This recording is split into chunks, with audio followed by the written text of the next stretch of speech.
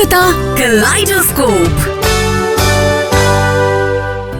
একদিন বিখ্যাত ছবি বাইসাইকেল থিভস দেখতে দেখতে কুহু হঠাৎ করে আমাকে বলে উঠল, আচ্ছা দাদা, তুমি বাইসাইকেল চালাতে পারো? কেন জানবো না, কলেজে পড়ার সময় সাইকেল নিয়ে তো যেতাম আমি। I love it two.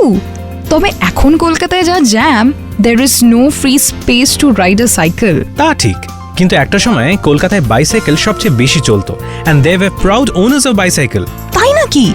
কে বলো তো? 1867 সালে কলকাতার রাস্তায় প্রথম বাইসাইকেল দেখা যায় এবং হেমেন্দ্র মোহন বোস প্রথম বাঙালি যিনি বাইসাইকেল কিনেছিলেন। ইনফ্যাক্ট হ্যারিসন রোডে তিনি প্রথম সাইকেলের দোকানও প্রতিষ্ঠা করেছিলেন। তারপর 1938-এ the first cycle factory came into being, আর কলকাতার খোলা রাস্তায় ও আকাশ সোনা সোনা গান গাইতে গাইতে আমরাও সাইকেল চালিয়েছি আনন্দে।